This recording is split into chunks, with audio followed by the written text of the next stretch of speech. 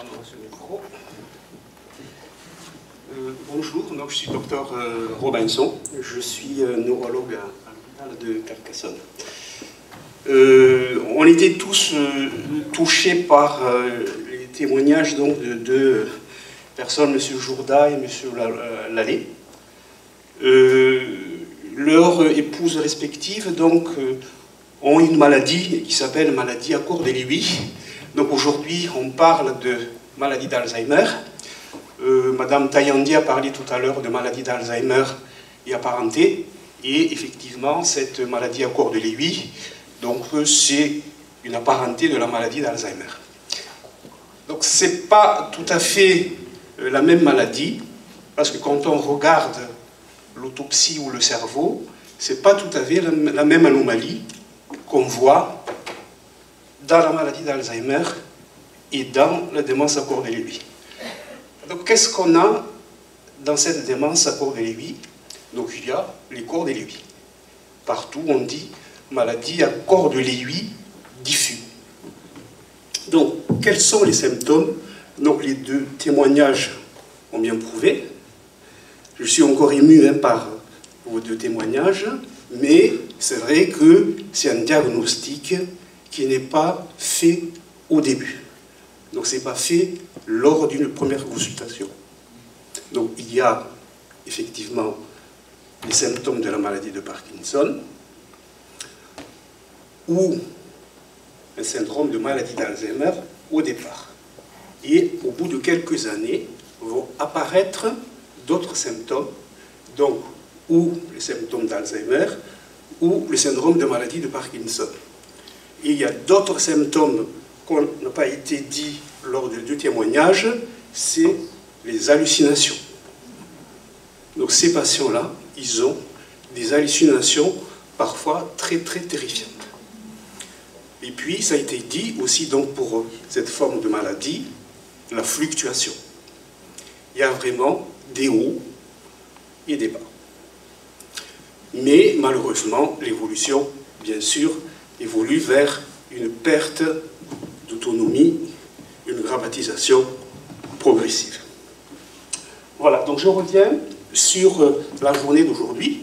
Donc je remercie Madame Tayandi de m'avoir invité.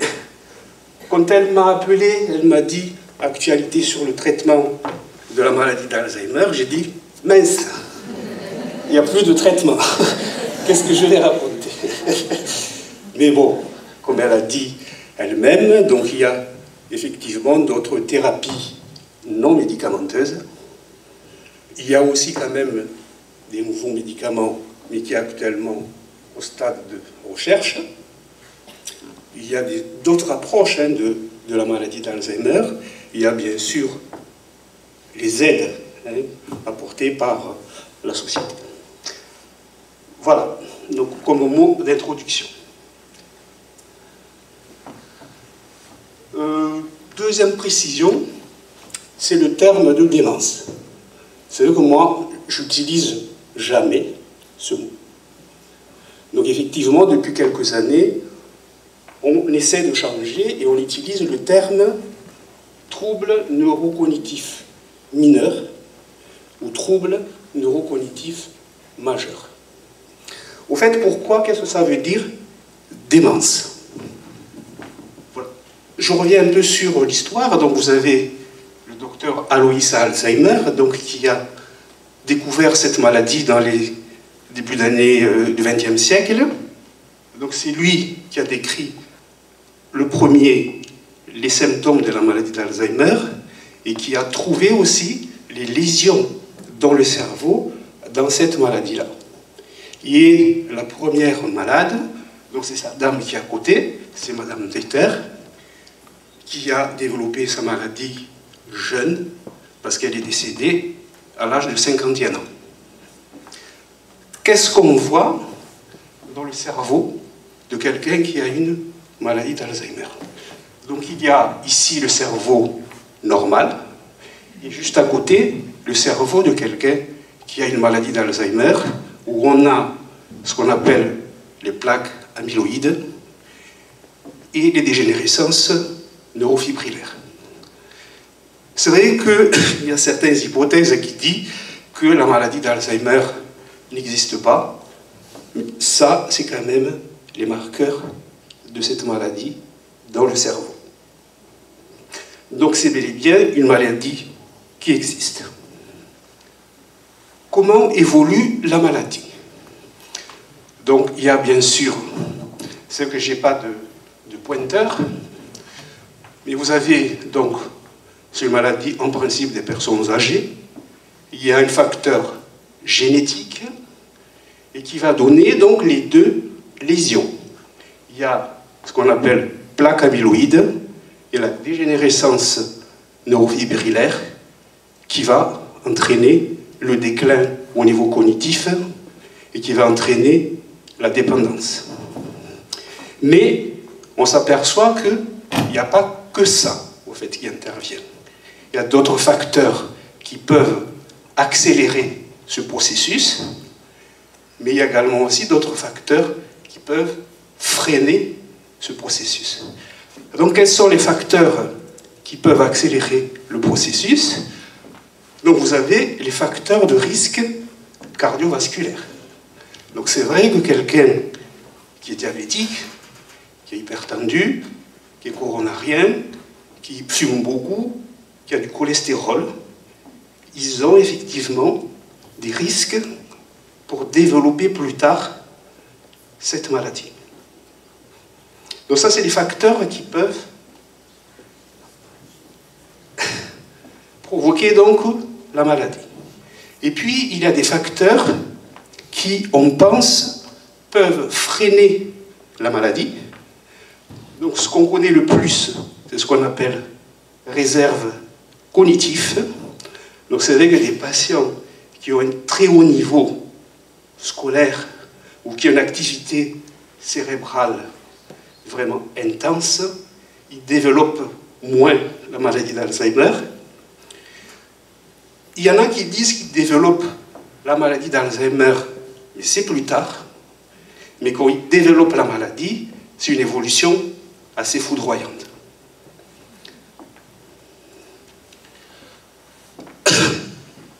Donc, quels sont les critères de diagnostic de la maladie d'Alzheimer? C'est vrai qu'on parle de maladie quand il y a une dépendance, une perte d'autonomie de la personne. Nous tous ici, je pense, il n'y a pas d'enfants, il n'y a pas de très jeunes, on a tous des soucis. On oublie. Je cherche mes clés, je cherche mes lunettes, ou j'ai garé ma voiture. Je rentre dans une chambre, je cherche quelque chose. Mais qu'est-ce que c'était déjà? Je ne me rappelle plus. Hein? On a tous ça. On a tous ici, on cherche un nom. L'autre jour, j'ai demandé à ma femme, qui c'est déjà le chanteur qui chante Bon vieux? Je n'ai pas trouvé. En fait, on a actuellement Google et Internet, on met Mon vieux et on trouve Daniel Guichard. En fait, tout ça, on a tous ces symptômes-là, mais je pense qu'on reste quand même parfaitement autonome. On n'a pas besoin d'aide, on reste autonome. Donc même avec des troubles cognitifs, on dit qu'on n'est pas malade. Donc la maladie, c'est ce qu'on appelle démence savant, ou trouble cognitif neuro majeur, c'est quand on a une perte d'autonomie, qu'on commence à demander de l'aide, ou on commence à faire des bêtises. Les bêtises, c'est dramatique quelquefois, mais on connaît quelqu'un qui oublie d'éteindre le gaz et qui met le feu à la maison. Quelqu'un à qui on dit va aller chercher quelqu'un à la gare, qui ne va pas. Ou des factures à payer qui cumulent et qui cumulent. Tout ça, en fait, c'est des pertes d'autonomie. Et n'ayez pas peur, hein, on a tous ça, mais on n'est pas malade. Voilà. Donc ça, en fait, c'est la définition actuelle de la maladie d'Alzheimer. On a des troubles, on perd d'autonomie, on a besoin d'aide. Ça, c'est la définition. Mais, comme a dit Madame Taillandier, cette maladie d'Alzheimer, au fait, débute bien des années avant les symptômes de dépendance. Donc, 15 ans, 20 ans avant d'avoir les premiers symptômes de la maladie d'Alzheimer, on a déjà ces lésions-là dans le cerveau. Mais la personne n'a pas du tout les symptômes, mais elle peut déjà avoir ces lésions-là. La personne commence à avoir quelques plaintes, elle reste parfaitement autonome, on fait un test, tout est normal, mais il y a déjà quelque chose qui débute dans les cerveaux. Ou une personne qui se plaint, qui sur le premier test, on voit qu'il y a des problèmes de mémoire, qui restent parfaitement autonomes, mais qui ont déjà ça. Donc ces patients-là, est-ce qu'on va les retrouver?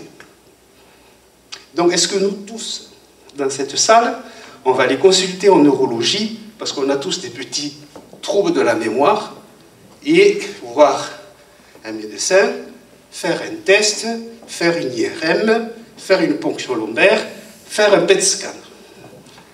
Donc la ponction lombaire, ça fait peur à tout le monde.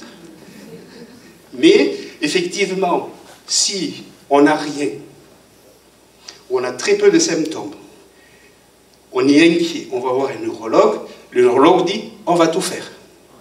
Et que si jamais on vous dit que votre cerveau commence à s'atrophier, que votre ponction lombaire, il y a des marqueurs d'une maladie, qu'est-ce qu'on va faire? Alors que vous n'avez rien. Encore ou très peu de symptômes. Donc c'est vrai que c'est peut-être intéressant de repérer quand même ces patients-là. Repérer ces patients-là parce qu'on a dit qu'au niveau du traitement, actuellement, il n'y en a pas d'efficace. Mais si on agit bien en amont du début des symptômes, est-ce qu'on va pouvoir arrêter l'évolution de cette maladie-là? Il y a des essais dans ce sens-là actuellement, donc ça continue, on va voir, mais effectivement ça pose un gros problème d'éthique. Voilà, donc ça, c'est dans le domaine de la recherche. Mais nous, ce qu'on voit tous les jours, c'est la maladie d'Alzheimer qui débute, ou la maladie d'Alzheimer qui évolue et qu'on suit et régulièrement en consultation.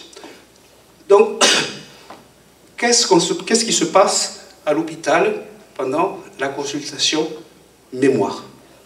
Parce que ça commence par une consultation mémoire, il y a la famille qui s'inquiète, le médecin qui s'inquiète, qui envoie voir le neurologue, qui fait la consultation mémoire. Donc la consultation mémoire, en principe, ça se passe en 2 phases.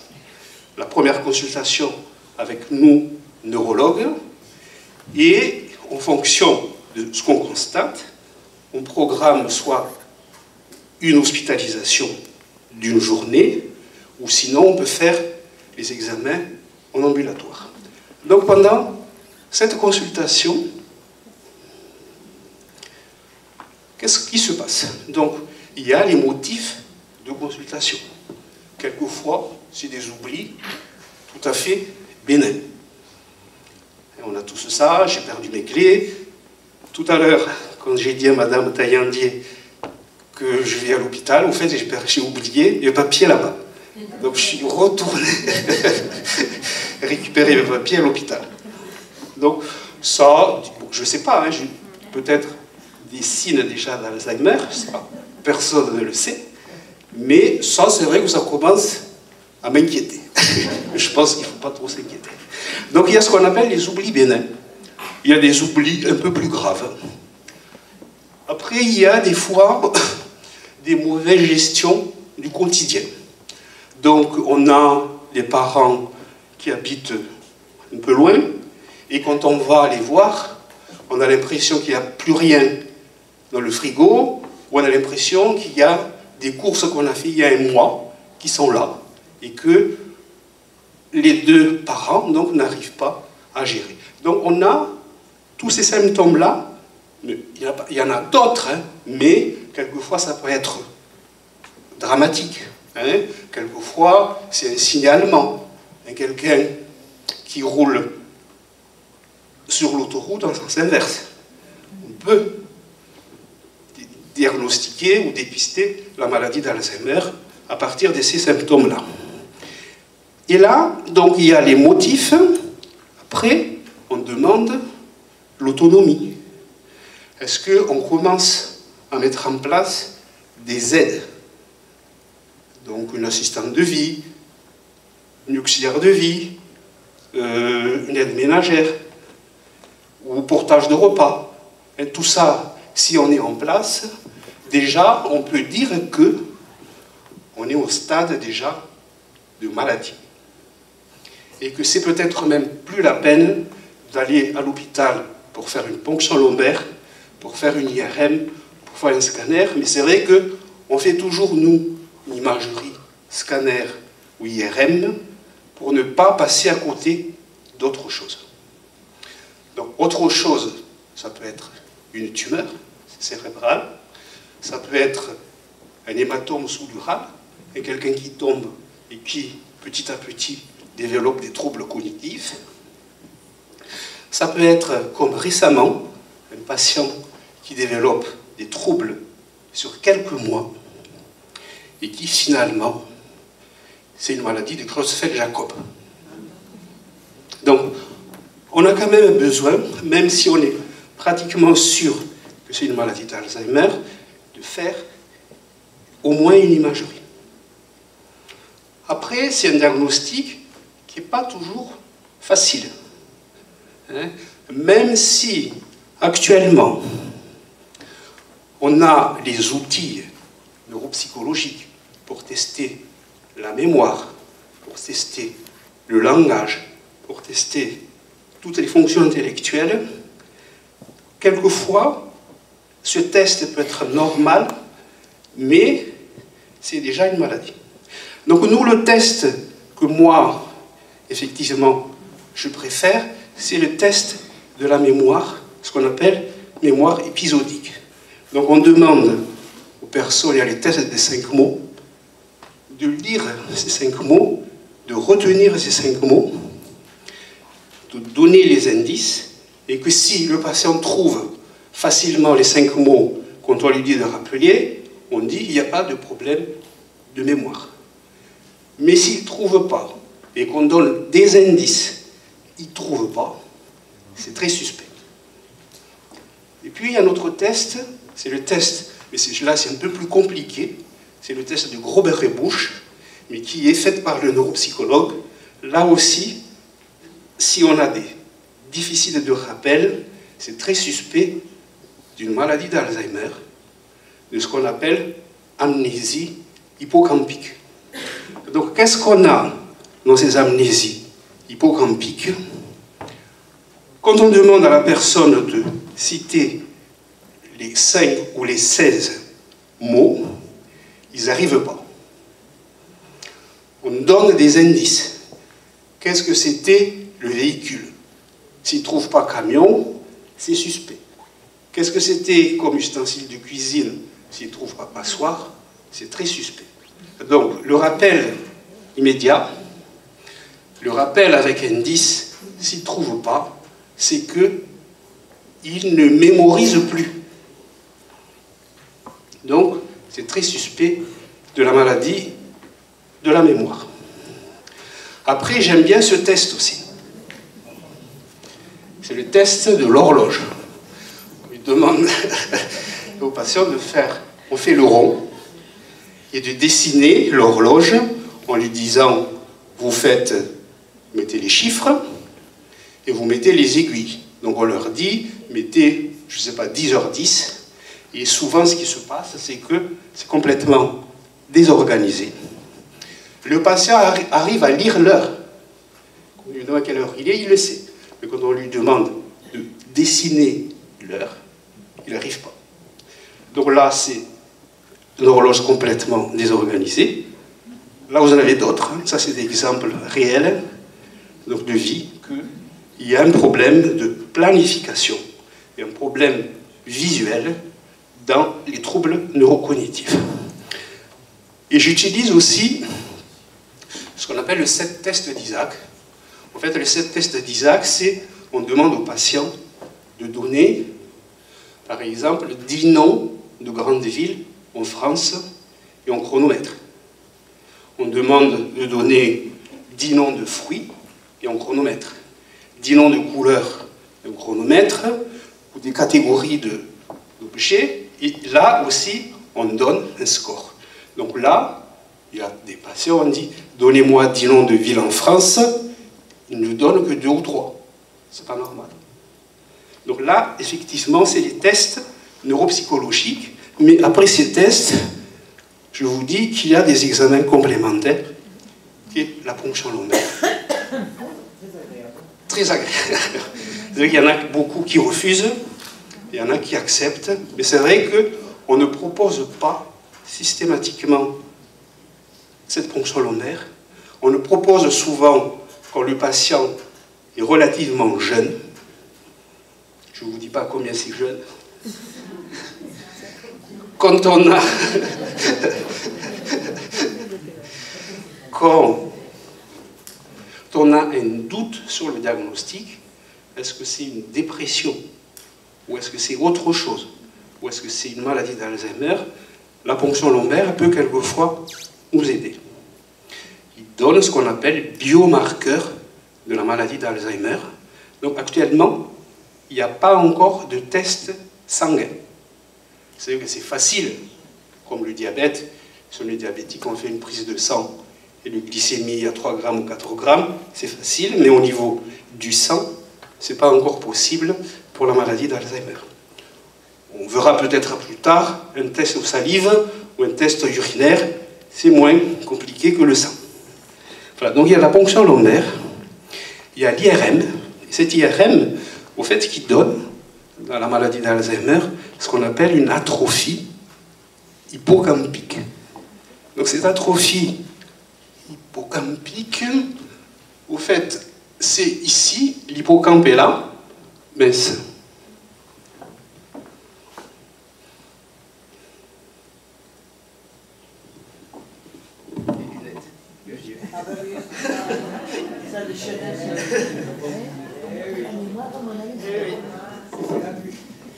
Voilà, donc ici, c'est ce qu'on appelle l'hippocampe. Hippocampe là, donc qui est normal, de volume normal. Et là, vous avez l'hippocampe qui commence à s'atrophier, et là, il est beaucoup plus atrophié. Donc là, tout est rempli, ici. Là, il commence à avoir de l'eau ici, et là, il y a de l'eau là. Donc là, on parle d'atrophie hippocampique, et ça, c'est en faveur du diagnostic de maladie d'Alzheimer. Donc là, on peut faire aussi ce qu'on appelle PET scan, donc, qui nous permet de voir ici normal, et avec la maladie d'Alzheimer, il y a donc cette amputation-là au niveau du PET scan. Donc là, je vous dis que c'est pas toujours facile de faire le diagnostic. Quelquefois, on met 2 ans, 3 ans pour dire que c'est un corps de l'aiguille.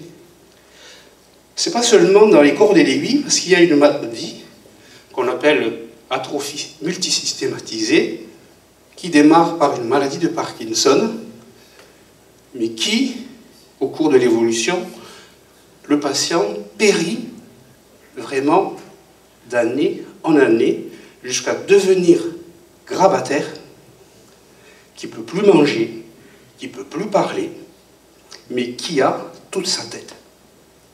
Donc ça, c'est vrai, c'est une maladie neurodégénérative, mais qui ne touche pas la mémoire, qui ne touche pas la fonction cognitive, mais qui touche surtout le côté moteur.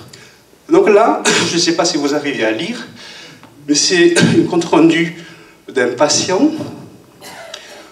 au fait, qui Alors, qui c'est? C'est un patient, en fait, qui nous a été adressé par le service d'endocrino. Il est diabétique.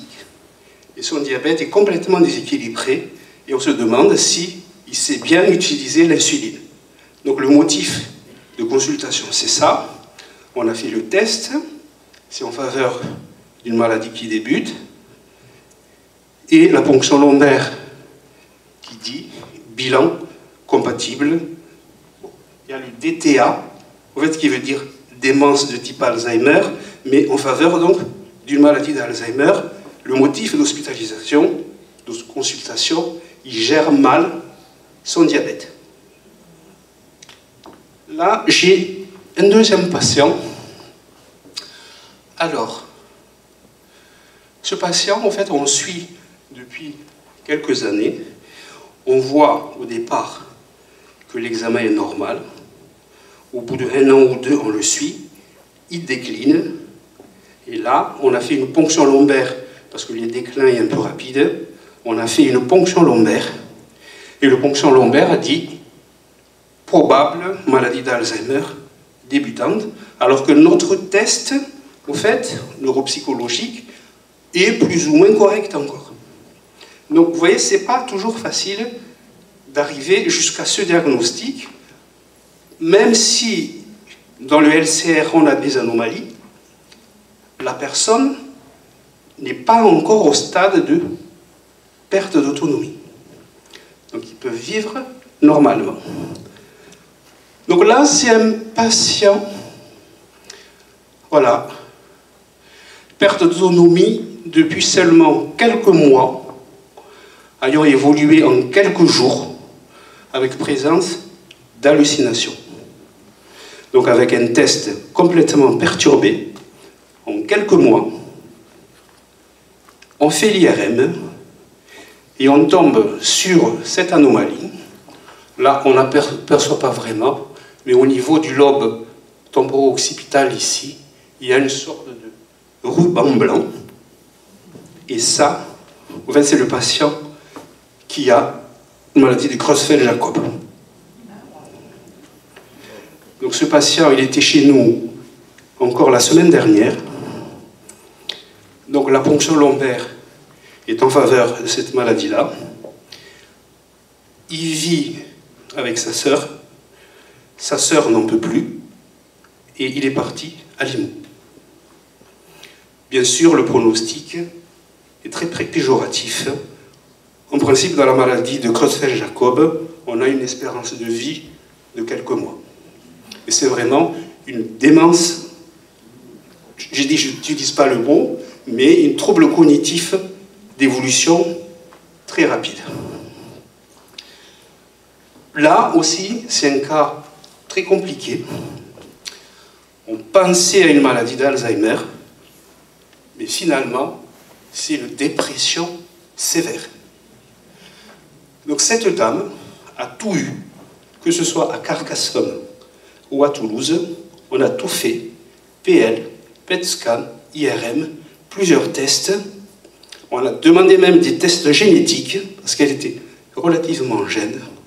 On n'a aucune anomalie en faveur d'une maladie neurodégénérative. Et c'est au bout d'1 an que finalement on a dit c'est une dépression. Les antidépresseurs ne marchaient pas. Et finalement, d'après le dernier courrier que j'ai de Toulouse, on va procéder à une sismothérapie pour cette dame. Les électrochocs. Ouais. Donc, c'est pas toujours facile le diagnostic maladie d'Alzheimer. C'est vrai qu'il y a les apparentés, hein, où on met plusieurs années, quelquefois, pour arriver au diagnostic, mais même dans la maladie d'Alzheimer, il y a des formes, on dit, atypiques. Je ne sais pas si j'ai encore là, non, je ne l'ai pas là, mais il y a des patients qui commencent juste par avoir des problèmes de reconnaissance visuelle. La mémoire est correcte, mais il se perd, il n'arrive plus à faire ses papiers, il n'arrive plus à reconnaître son entourage, et ça, c'est une forme de maladie d'Alzheimer. C'est ce qu'on appelle atrophie postérieure ou syndrome de Benton. Après, il y a dans cette forme de maladie d'Alzheimer où les premiers symptômes, c'est plutôt le langage. Donc on parle à ce moment-là d'aphasie primaire progressive, où petit à petit, le patient perd complètement leur stock verbal, qui n'arrive plus à s'exprimer, qui ne trouvent plus les mots, qui ne font plus des phrases, et c'est les premiers symptômes. Et là, on peut faire aussi le diagnostic de maladie d'Alzheimer, mais le format de début est donc atypique. Mais quand on fait la ponction lombaire, l'IRM ou le PET scan, ces patients-là sont formes de maladie d'Alzheimer. Mais la maladie à corps de l'aiguille ou la dégénérescence frontale ou la dégénérescence cortico-basale, au fait, ce n'est pas les mêmes anomalies qu'on a dans la maladie d'Alzheimer. Alors, est-ce que je dépasse? Oui. Alors, au niveau du traitement, donc Madame Tayandé m'a dit actualité sur le traitement. Donc, déremboursement de tous ces médicaments. Qu'est-ce qu'on fait? Donc c'est vrai, on dit les riches vont continuer à payer, les pauvres ne vont pas payer. C'est vrai que j'ai eu quelques familles déjà, que je suis, qui restent parfaitement stables, et ils disent, pour 30 € par mois, je continue. Il y en a qui disent, oh, il n'est pas bien, hein, je ne sais pas si le traitement marche, on arrête. Donc on arrête. Mais ce qui nous fait peur, en fait, quand on arrête le traitement, est-ce que la maladie va s'aggraver brusquement? C'est ce dont on a peur. Mais sachez que nous, on continue, mais pour les nouveaux patients, on ne donne plus. Donc qu'est-ce qu'on attend? On attend, en fait, les nouveaux médicaments. Donc ces nouveaux médicaments, actuellement, sont testés seulement dans les formes précoces de la maladie. Quand on a déjà au stade de troubles cognitifs majeurs, actuellement, il n'y a même pas d'essai sur ça. Hein? Et on sait que les médicaments qui sont déremboursés ne sont même pas efficaces pour ces formes débutantes de la maladie. Donc c'est vrai que ces médicaments, Exelon, Mémantine, voilà, même pour les formes de début, ne marchent pas. Donc il y a des nouveaux médicaments qu'on utilise, c'est ce qu'on appelle les anti-amyloïdes et les antitaux. Donc on va agir au fait sur les anomalies, donc les plaques amyloïdes qui sont ici, ou les dégénérescences neurofibrillaires avec les protéines tau. Donc il y a actuellement quelques essais. On aura les résultats, je pense, 2018 et 2019. Mais bon, il y a certaines études qui ont été arrêtées parce que non efficaces. Donc c'est pour vous dire que dans le traitement de la maladie d'Alzheimer, donc il y a une place actuellement primordiale de tout ce qui est thérapeutique non médicamenteux. Donc que ce soit la stimulation cognitive, le reviviscence, l'entraînement cognitif. Apparemment, il y a une différence entre les trois. Donc il y a ce qu'on appelle stimulation cognitive, il y a ce qu'on appelle approche combinée. Est-ce que le fait d'avoir un régime avec de l'oméga 3, est-ce que ça va prévenir l'évolution de la maladie? Les régimes cétoises, est-ce que ça va prévenir la maladie? Je ne sais pas si vous avez lu, mais cette année, il y a un livre, c'est intitulé « Fin d'Alzheimer ». Voilà. C'est effectivement plusieurs interventions, le régime alimentaire, le sport, l'antibiotique dans le nez, l'intestin et tout ça. Je ne sais pas si ça va être efficace, mais dans le livre, le médecin qui teste cet examen dit « c'est la fin d'Alzheimer ». Donc je ne sais pas si ça va être efficace ou pas. Voilà, donc pour terminer, je dépasse un tout petit peu. Donc on remercie beaucoup donc, effectivement les associations et les bénévoles qui nous aident donc, dans la prise en charge de cette maladie d'Alzheimer. Nous, au niveau thérapeutique, on n'a rien à proposer. Mais on dit, allez voir l'espace senior, allez voir Herminis, allez voir Lisa, allez voir Madame Tayandi, allez voir... Donc il y a ça à faire. Après, dernier mot, je crois, sur le traitement quand même symptomatique. Parce que effectivement, il y a des patients qui sont agités, agressifs, irritables, qui fuguent. Et ces patients-là, il faut quand même donner des sédatifs. Et les sédatifs, on dit, ça peut aggraver aussi les symptômes de la maladie d'Alzheimer. C'est vrai que, je le dis, quand ces patients-là arrivent à l'hôpital, malheureusement, ils sont attachés.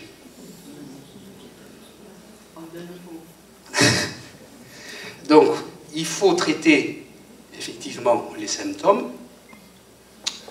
S'ils dépriment, il faut donner un antidépresseur. Et je pense qu'il est très important aussi, c'est les facteurs de risque vasculaire. S'il est diabétique, s'il est hypertendu, s'il est coronarien, s'il fume, il faut qu'on arrête tout ça. Parce que tout ça, en fait, il y a la maladie d'Alzheimer, mais tous ces facteurs de risque vont provoquer d'autres lésions d'origine vasculaire. Donc s'il y a la maladie dégénérative et des petits AVC, ensemble, ça va vraiment faire évoluer très vite la maladie. Je vous remercie.